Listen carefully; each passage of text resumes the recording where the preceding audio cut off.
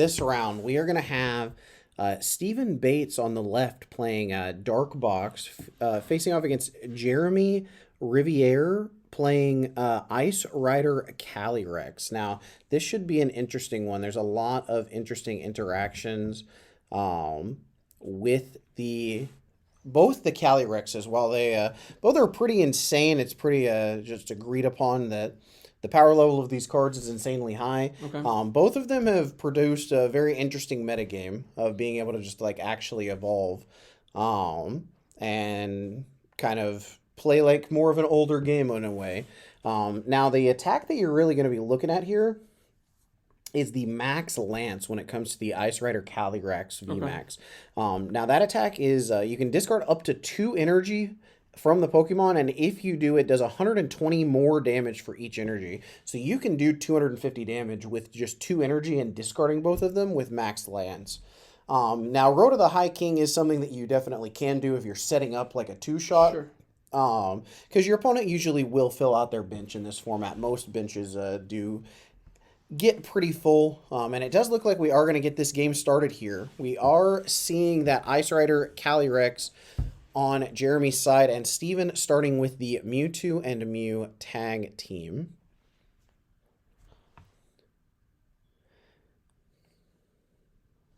All right, and it does look like we've got an air balloon and a dark energy attached to the Mewtwo and Mew. Then we've got a Dedenne to discard and draw 6.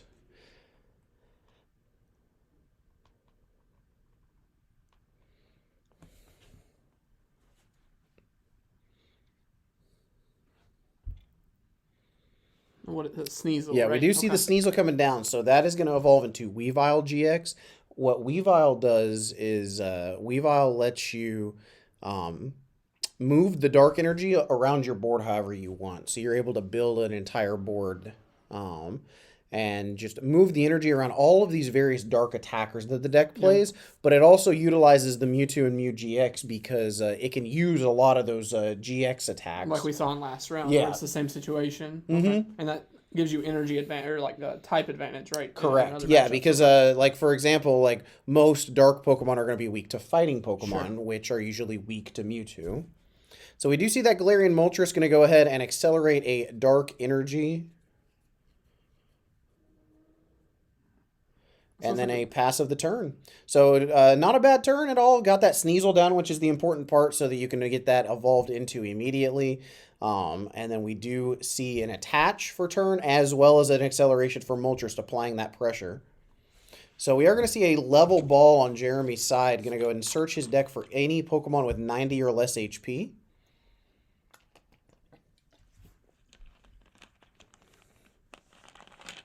All right, looks like we've got a little bit of board cleanup going on there, so.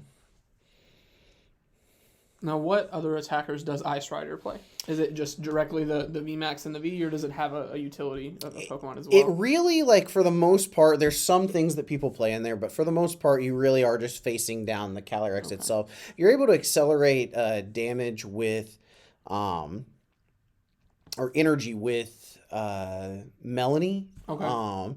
Which accelerates a water energy out of your discard pile. Okay. And that's a supporter, correct? It is, So we don't have Aqua Patch anymore. Correct, yeah. No Aqua Patch, but you do have Melanie, and I'm just going to go ahead and refresh myself as well here. Melanie states that you can attach a water energy card from your discard pile to one of your Pokemon V, and if you do, draw 3 cards. So it's kind of like similar to Welder in a way, but you're actually able to get that water energy back out of the out of the discard pile.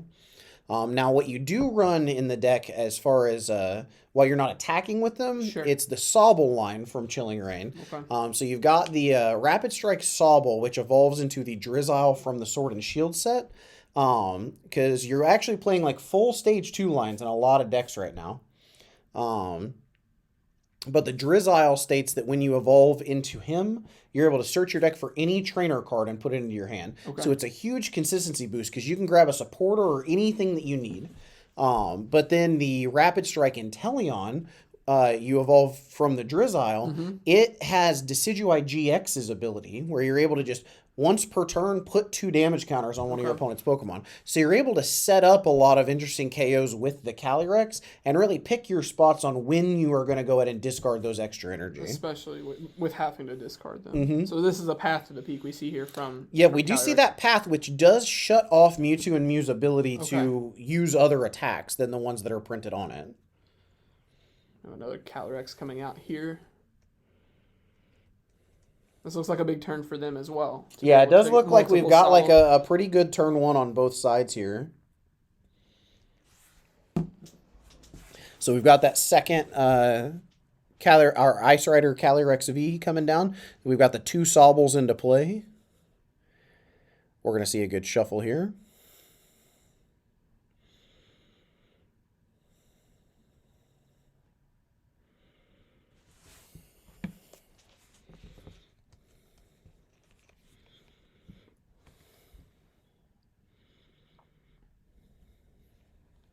No, I don't see a supporter in Jeremy's hand right now. Yeah, I'm not seeing anything either now. That may be a situation where we're just going to end up like level balling for Drizzile because it's a 90 HP as well. Sure. So you can then evolve Sobble into that and then get your supporter for turn. Okay. So we do see a tag call coming out. Going to go ahead and search the deck for any 2 tag team cards and put them into Steven's hand here.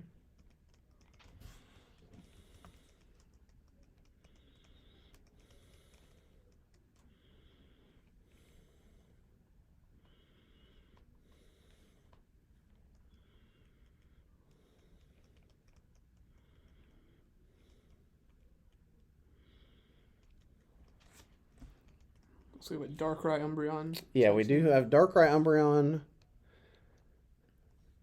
I'm not sure what exactly is going on at the table right now.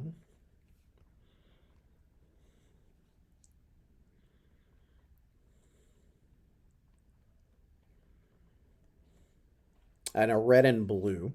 So red and blue is an interesting one. Red and blue is a supporter that lets you discard 2 cards and then search your deck for a GX Pokemon that evolves from one of your Pokemon in play. So in this case, it would be Weavile.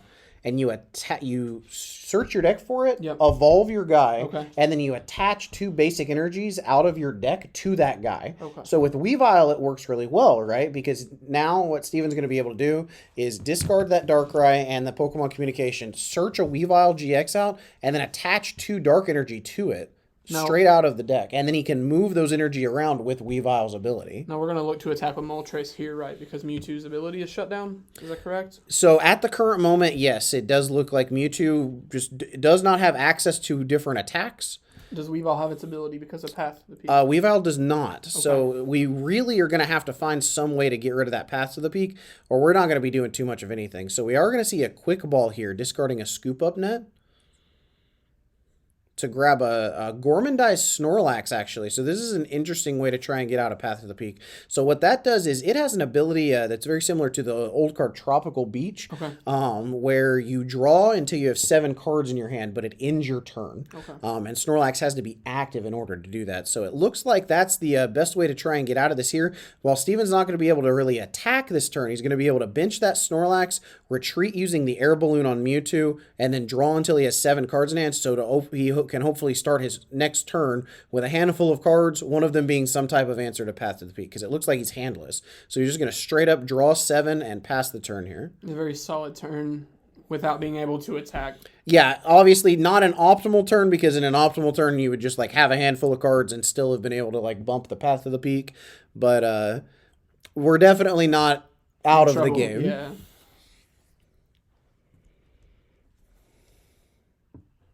See what Jeremy has here. Most likely going to be on the level ball here for Drizzile, right? Yeah, I very much see there's the Drizzile. I very much expected either Drizzile itself or a play to get to Drizzile to be the first thing to happen.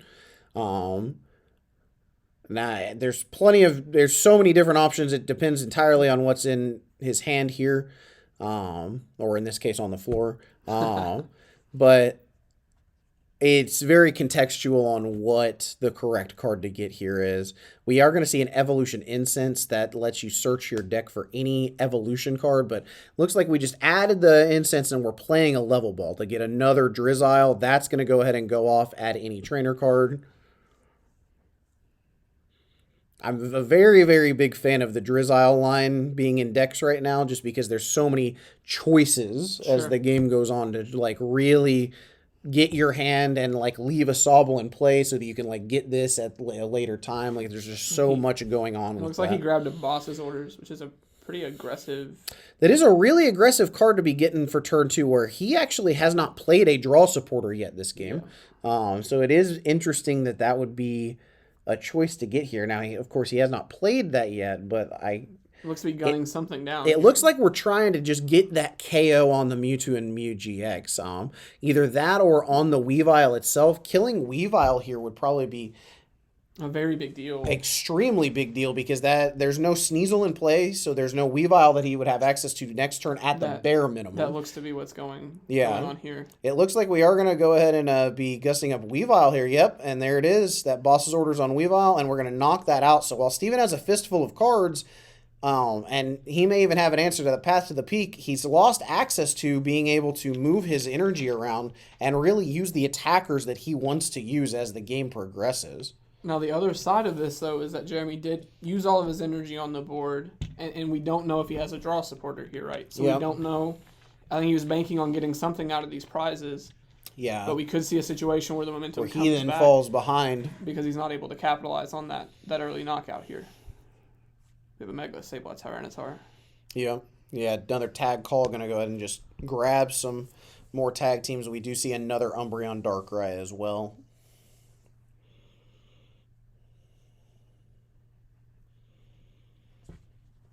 The other thing to think about is those are now Drizziles, which means they can be Inteleons.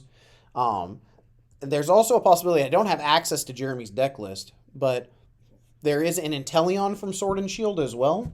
And if Jeremy is running that Inteleon, then he can evolve into that Inteleon, and that Inteleon states that when it comes into play, you search your deck for any 2 trainers and put them into your hand. And that's just an option that is on the table right now that if I'm in Steven's seat, I'm having to think about because I don't know my opponent's deck list. And so that's just the first thing that's coming to my mind is if I'm staring that down, that could lead to like a Melanie plus another energy to really just keep this train rolling. Now we are asking for clarification on his deck list from staff to see if he does have that Inteleon. Okay. Because that would make a lot more sense here for him to be that aggressive knowing he does have it out to get more supporters.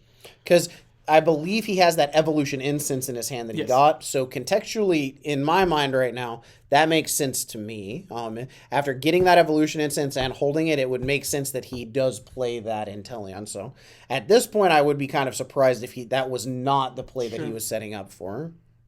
So we do see that Mind Report Mewtwo coming out. Going to go ahead and get that out of the deck. That's going to be able to put any supporter card from Steven's discard pile on top of his deck. So it looks like Steven is just taking a look at his hand.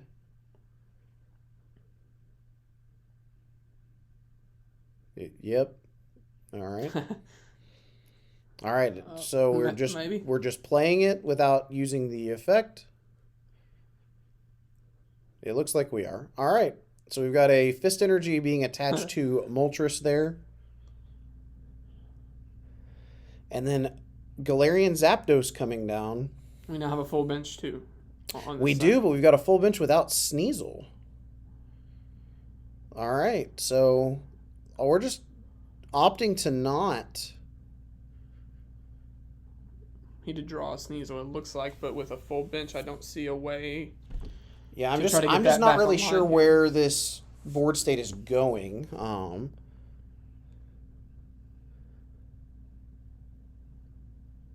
Let's see here. Because unfortunately, we've also still not found an answer to this Path of the Peak. Yeah. So it looks like it may just be setting up Snorlax and drawing a card or 2. If you're even able to get your hand thin down, I don't think he's played a single card after the Juniper.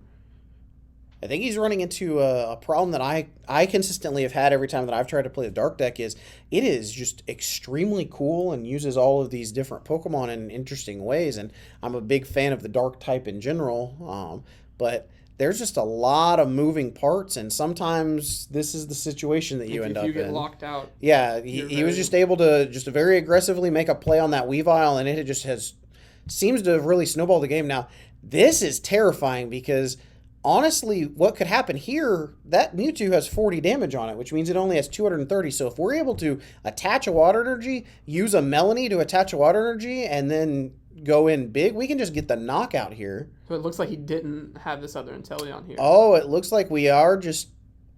Oh, so we just hit for 20 or 40. Yep, and then he draws the Viridian Forest. That's so a very big turn. It is a very, very big deal here. So we are going to see some... the tides may be turning here. Without being able to keep the ball rolling and the pressure up, then Steven is going to be able to mount a comeback here almost assuredly, especially with that Viridian Forest coming into play. Because now you have Jeremy with no cards. He'll be able to get another energy next turn, but does not have a way to accelerate that. Yeah. So short of him not drawing a supporter, it looks like he's kind of stoned here. Like he doesn't have a lot of options. Yeah. We're not sure what's in his hand now, but Steven's going to have a very big turn here by the looks of it. Yeah, but the other side of it is Steven's board is not good. So, like, we can bring up this Moltres here, and we are going to get 190 damage into play, but it not only doesn't kill the Shadow Rider Calyrex, or the Ice Rider Calyrex, but we deal 30 damage to ourselves with Moltres' attack. But we are going to see that 190 come out, and then that 30 there.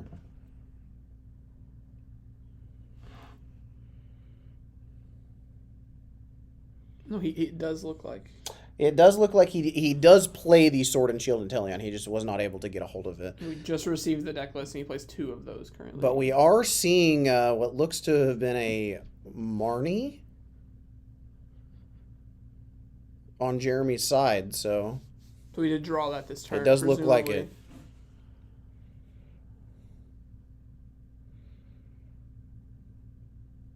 But he won't be able to accelerate with the supporter, though. Correct. Because it was Marnie, so. Yep, yeah, so we're kind of just locked into it. He does kind of have access to the attach guaranteed because of the Viridian Forest that Steven put into play, though.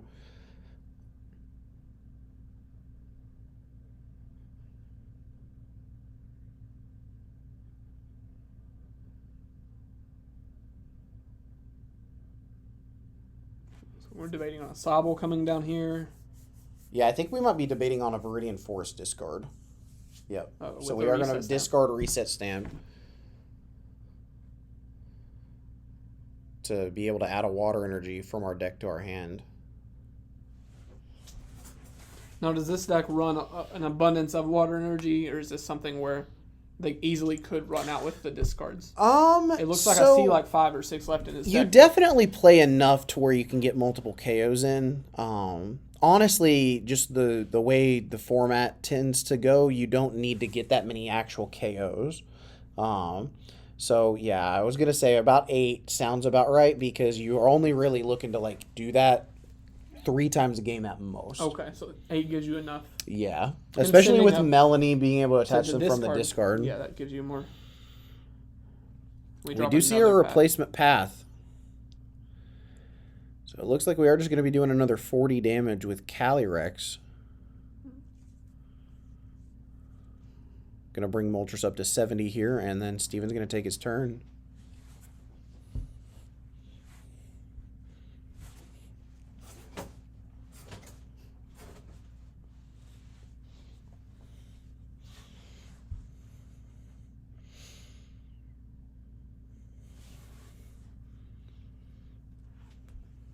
Now, Steven, with his full bench, still doesn't really have a lot of options. Yeah, like, I know for a fact that Steven discarded at least 1 Scoop Up Net, which is kind of the card that I would be wanting in this situation to pick up that Mewtwo in particular. Get that off the board so that I'd be able to get at least a Sneasel into play. So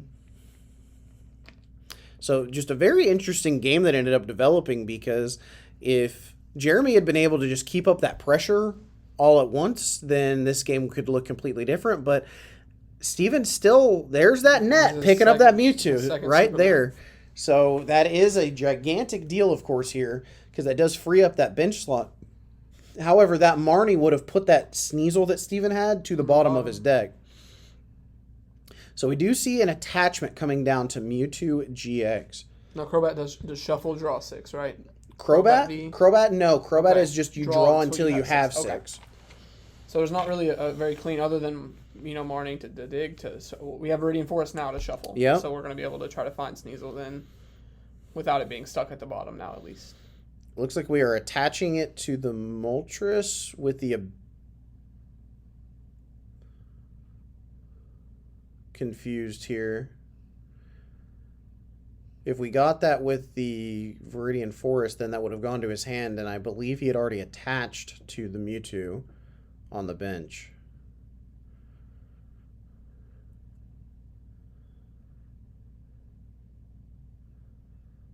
There's a Juniper here. Going to go ahead and put the boss's orders that he put on top of his deck with Mind Report Mewtwo.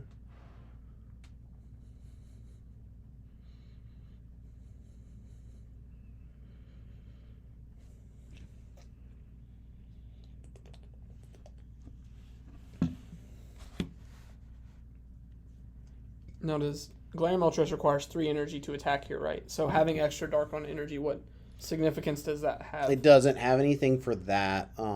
It definitely does for later in the game should Weavile interplay.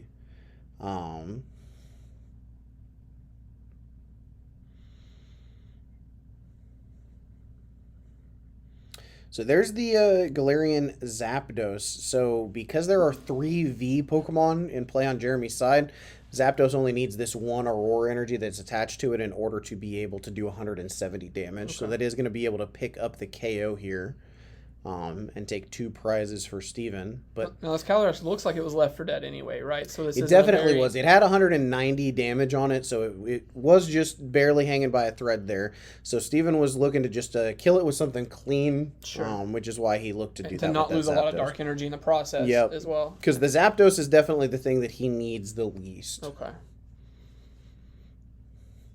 All right, so we are going to see that Ice Rider Calyrex move on up to the active position, floating on its air balloon. We do see an attachment of a water energy. Looks like that may have been a Melanie, actually. Yeah, the drawing 3.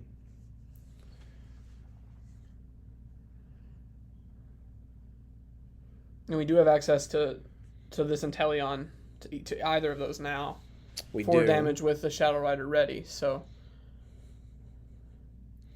I imagine we'll see a boss's orders this turn. Do you feel the target's the Mewtwo here? Well, the problem is I guess we won't because we did just Melanie. Okay.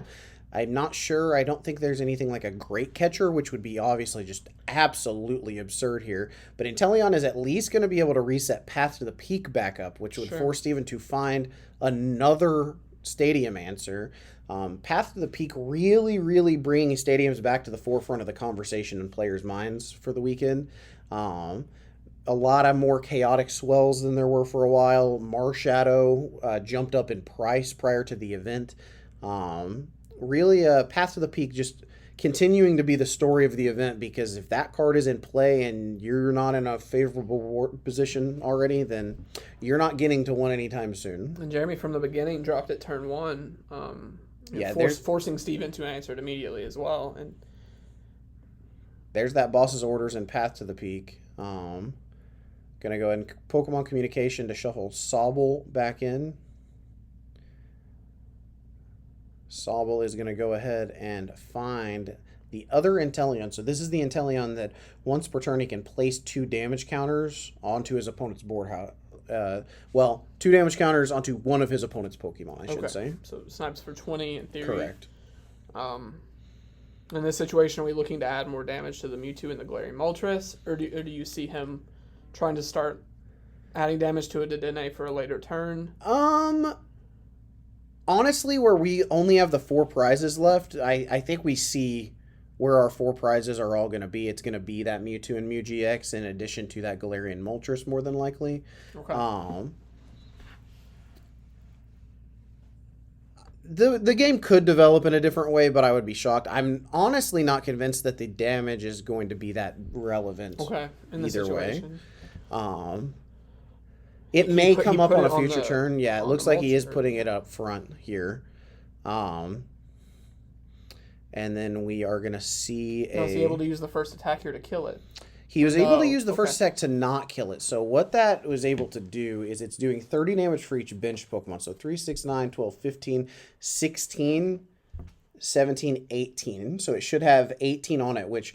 So this is actually super 'Cause then interesting. He can snipe it the next turn, right? He can snipe it the next turn with Inteleon, and then he can go ahead and just boss his orders up that Moltres for the or the Dedenne for the final 2 prizes. and now we know he has the boss's orders as well. In Correct. His hand. So It's he's already in really- his hand. So he's really put Steven into a bind here because Steven needs to find some way to disrupt the hand in addition to get rid of that Path to the Peak. So we're really looking for a Marnie here. Is there any other reset stamps as well? Does Steven play? Yeah, because that... I'm not sure if he does play that because where he has all these other moving parts, he doesn't really have a lot of options for things like that. I knew that 20 damage wasn't going to be super relevant onto the Moltres or the Mewtwo itself, but being able to get that exact setup to be able to mid-turn take those prizes too, just on board, is so powerful. It looks like Steven's thinking now. Steven is really thinking, but I honestly do not see any way out at this point for him. Without a Marnie. We do see the immediate Viridian Force, which is at least a start. But there's no way to KO. You would have to bring up the Inteleon to prevent the snipe. There's a lot of pressure on Steven this turn to fix things, or he won't have another one. I guess if there was some way to like boss his orders up the Inteleon and just kill it this turn, I think that's kind of where you're at, but then you're exposing an attacker anyway. And then you're not killing the Calyrex, Correct. who's fully loaded and able to kill the Mewtwo and Mew or the Galarian Moltres at this point. It's definitely an uphill road for Steven if he does find a way out of this at this point. Yeah. So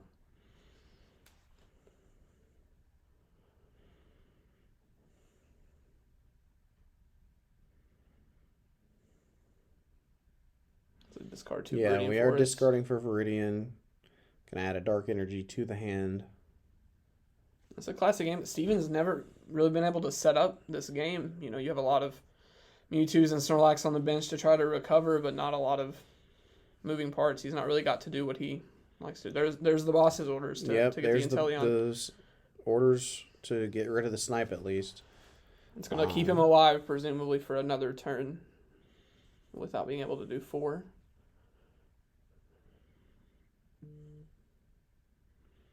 Now, if I were Steven, I would probably be looking to attach to the Zapdos up front.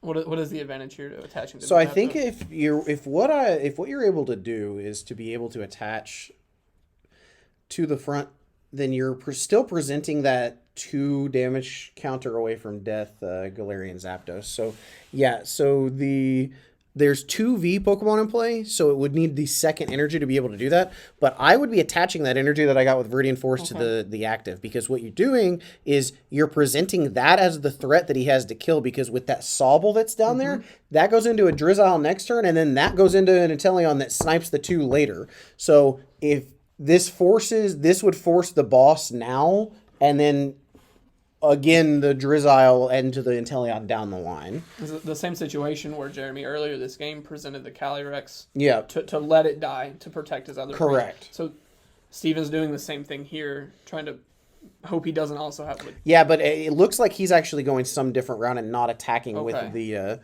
the Zapdos. where they're Galarian. They switch. They're messing with me. They're all the wrong colors. Yeah.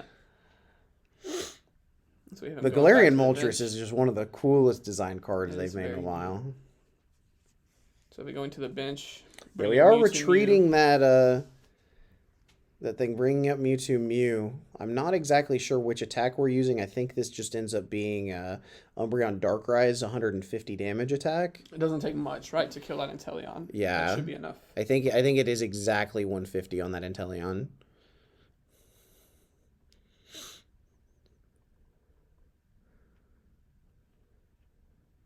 Inteleon does have 150 HP. Yeah. So I believe what we will see is the attack from Umbreon Darkrai, just a clean 150 damage up front. Jeremy checking that here to make Yep. sure. All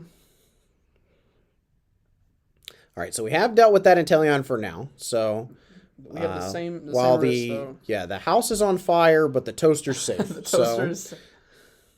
You know, Jeremy looking for. He did draw Marnie, right? Or he We has got a as Marnie, well. yeah. So we do have options here. What we may be looking at, though, I think just another interesting. energy card lets us just KO the active. We've now got that Drizzile down, so then we can just, at any point, if that Drizzile isn't dealt with next turn as well, like another boss from Steven into a KO, then that's just going to pick up the KO on that Galarian Zapdos next turn just from evolving. So we are going to see a Drizzile grab Melanie here.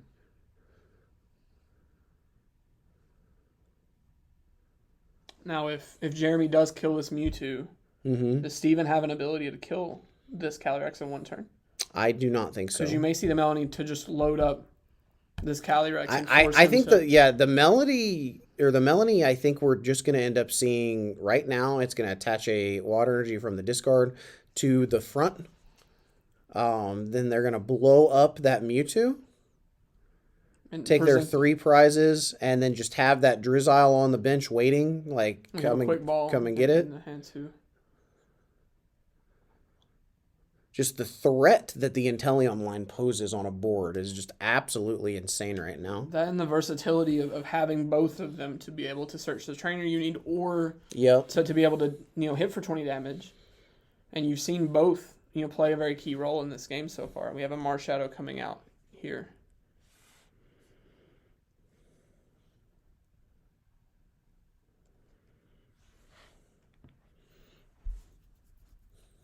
All right, we're using Viridian Forest, discarding a water to get a water.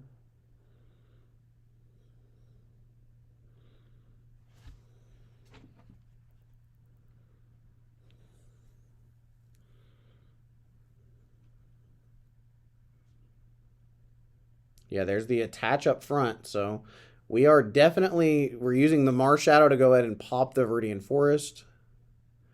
And we are going to see this Mewtwo eat some ice here as we pick up the KO, leaving 2 energy up front on the Calyrex as well. So we've really just solidified a board state where not only can Steven, there's no way to KO this Calyrex up front anyway, but it's already got 2 energy on it, ready to KO anything that's in its path. While the Drizzile's Drizzile's in the back. Just putting the checkmate on Steven here. Jeremy's just secure that no matter what happens, he has. Yeah, there's no way to kill both for sure. So,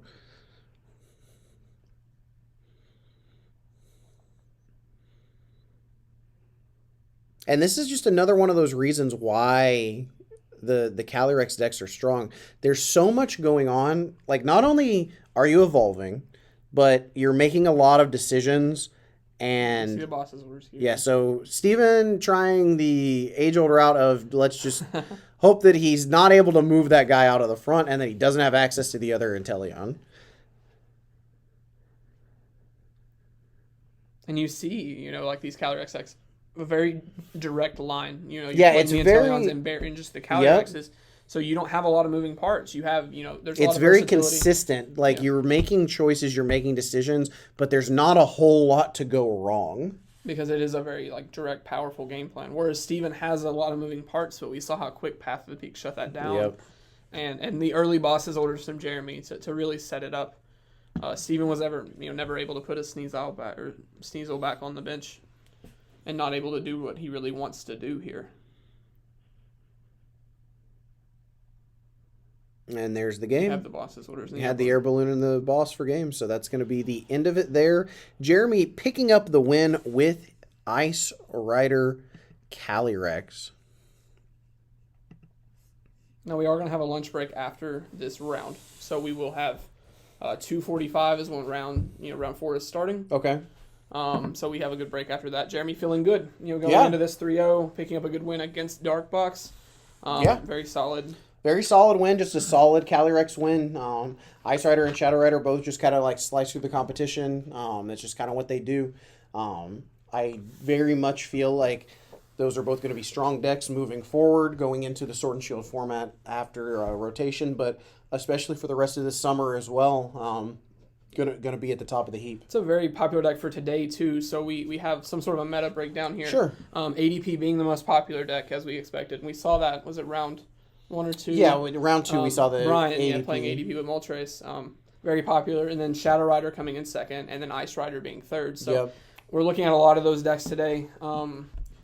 I'm really excited personally. I'm really excited. Hopefully we see a matchup between Shadow and Ice Rider. That would be really cool. I'm really excited for that. I think they're both really powerful and strong, so I'll be cool to see. Yeah, it's just very cool because while a lot of times I have a lot of opinions on the game being in a good or a bad place or anything like that, where I've seen so much, I really do feel that while the game isn't perfect right now, we are headed back towards a very good place to be. I'm not too big on the tag team cards, but we're finally just getting rid of those. I really do think that a lot of these VMAXs make for very dynamic games. You've got a lot of damage counters. We had to buff the numbers up, but you are seeing damage counters on boards again. You're actually seeing a lot of back and forth pivoting and a lot of thought going into that. A lot of what to present your opponent and playing more of a back and forth game like that. A lot of play. And earlier, post this last rotation, there's a lot of ADP and it was very oppressing. So it's neat to see these other cards kind of catch up to that to increase in popularity. Mm-hmm. Going into rotation with this much diversity is very exciting for the game, and I'm really excited for that. Evolving Skies, and especially with ADP, like you still see ADP like at the top, and it's interesting to me because that deck has just continued to just look different, and the fact that they've now incorporated Moltres to be able to keep up with Shadow Rider, the fact that you've got ADP over here changing the way its energy works, it is running metal, water, dark and fighting energy now for the Galarian Zapdos in a lot of situations. So you're seeing like these rainbow colored ADP decks. I think that shows you just how powerful the GX attack for ADP is. That you're trying to do all of this consistency downgrades effectively just to get that ability to be able to kill people with Zacian. And you see a lot of Zacian decks too, but them having to change that much to keep up is really neat to see. And we'll see more ADP today too, I'm sure. But you can see how that goes because it is so much. When we had Brian round 2, he never was able to find it. So then he was running this kind of a situation where you have this Shadow Rider, even though they didn't have an optimal bench, being able to just be so oppressive and strong while he was trying to piece together these utility attackers. So I'm really excited. There's so much going on here today. Like the stadiums are so much more powerful than I anticipated. I've not played in about 2 years, so a lot of this is new for me. But it's neat to see where the game is, and I'm really excited for the rest of the day, too. For sure. It's going to be a long day full of fun. We've got more action coming at you guys soon. If you guys like talks like these, we've actually got a Card Trooper Games podcast coming at you soon. So you're going to have to be sure to watch the Twitch, watch the Facebook page for that. There's going to be YouTube videos coming out soon, starting potentially even next week. If not next week, then the week after that, but soon either way. We've got a lot of exciting things coming at you guys here at Card Trooper Games, and we just really want to thank you guys for being a part of the journey with us. We're excited about this Trooper Tour. Things seem to be going well. Everybody seems to be having a good time today, and I certainly am as well. So have a good time. We're going to take a lunch break. We'll be back at 2:45. And we'll get into the second half of this tournament. Sounds like a plan. See you guys. See you guys.